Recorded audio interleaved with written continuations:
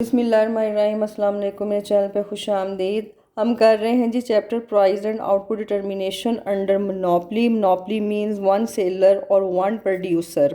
A single firm is having full control over the production and supply of a commodity and service. There is no difference between firm and industry. There is no close substitute of the product in the whole market. शय को पैदा करने वाली वाहद एक firm या आजर होता है, उसके मद्दे मुकाबल कोई दूसरी फर्म नहीं होती। उसकी पैदा करदा चीज़ का कोई नेमुल बदल करीबी मौजूद नहीं होता। फर्म में और इंडस्ट्री में कोई फ़र्क नहीं होता। शय को फ़रोख्त और पैदा करने वाला वाहद एक आजर या फर्म होती है। इसे कीमत पे और पैदावार पे मुकम्मल कंट्रोल होता है। हम बात करेंगे जी demand curve under monopoly. Monopoly के तहत ख़त तलब की कि इजारादारी में ख़त तलब कैसा बनता है और उसकी स्लोप क्या होती है। As a monopolist firm represent the whole industry के एक इजारादार फर्म जो है वो सारी इंडस्ट्री को रिप्रेजेंट करती है। Average revenue AR the demand curve represent the both. ये एवरेज रेवेन्यू का जो ये ख़त होता है ना मोनोपली में left to right negative slope का, ये रिप्रेजेंट करता है फर्म और इंडस्ट्री के ख़त तलब को। The demand curve average revenue under monopoly is negative slope. अच्छा, वो कहता है कि the slope of demand curve derivative Q और derivative price is equal to -B। अब हम यही मालूम करेंगे ये -B आखिर आया कहाँ से है। देखें, अभी उसने कहा कि मोनोपली में जो एवरेज रेवेन्यू का ख़त होता है ये मनफी झुकाव का ख़त बनता है AR। ठीक है जी, एवरेज रेवेन्यू का ये ख़त जो है वो पूरी इंडस्ट्री और फर्म को रिप्रेजेंट करता है। इस ख़त के ऊपर आप गौर करें, डिमांड का भी ऐसा ही है, आपने लॉ ऑफ डिमांड में पढ़ा था।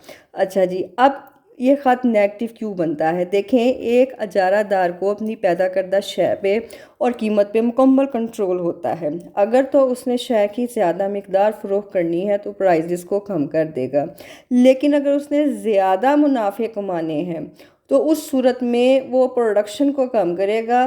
जो पैदा करदा शय है वो आउटपुट कम होगी और उसकी प्राइजेस ज़्यादा रख देगा। इस वजह से ये ख़त एवरेज रेवेन्यू का लेफ़्ट टू राइट नीचे गिरता हुआ ख़त बनता है। इसी के साथ दूसरा ख़त बनता है जो इस्तेमाल होगा वो होगा जी मार्जिनल रेवेन्यू का ख़त। मार्जिनल रेवेन्यू का ख़त भी नीचे को ही गिरता है, लेकिन मार्जिनल रेवेन्यू का ख़त एवरेज रेवेन्यू की निस्बत तेज़ी से गिरता है। इतना तेज़ी से गिरता है, ये जो OX का ख़त है जब हमने क्वांटिटी डिमांड को लिया है ये इसको भी से भी नीचे आ जाता है। जब तक इसकी वैल्यूज़ पॉजिटिव रहती हैं elasticity of demand greater than 1 होती है।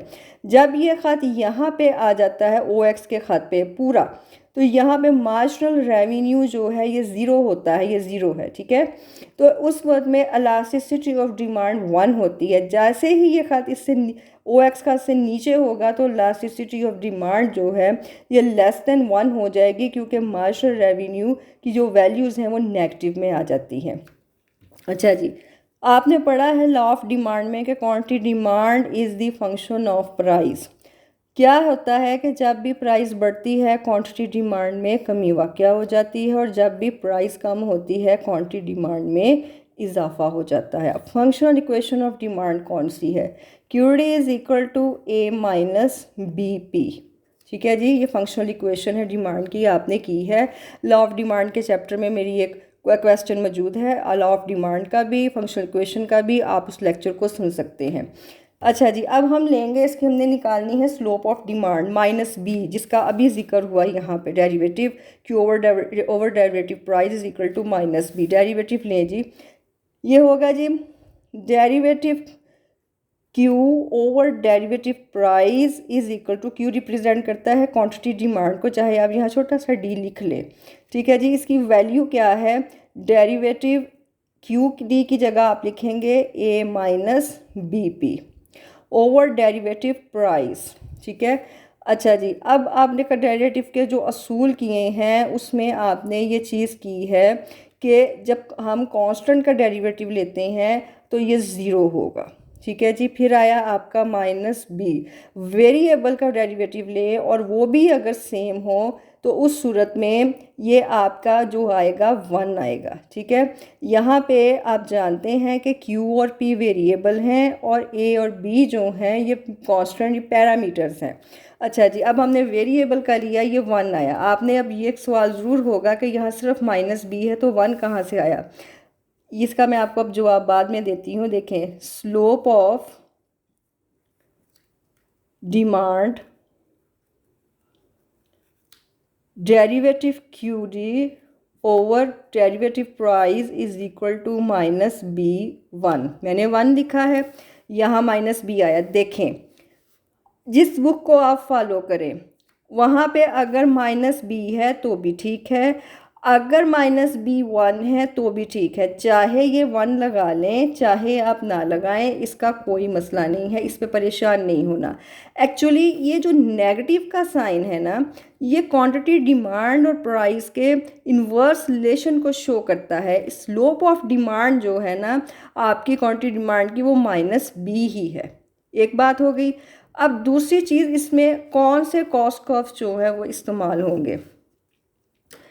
As for the shape of cost curves, there is no difference between perfect competition and monopoly, both in short and long run.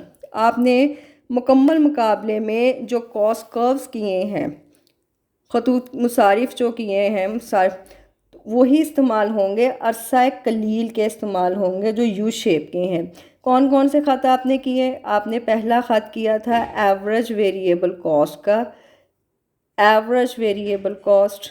ठीक है जी, उसके ऊपर जौन सा ख़त होता है वो होता है आपका एवरेज कॉस्ट का ख़त, AC। ठीक है, तीसरा कौन सा ख़त आप इस्तेमाल करेंगे इसमें?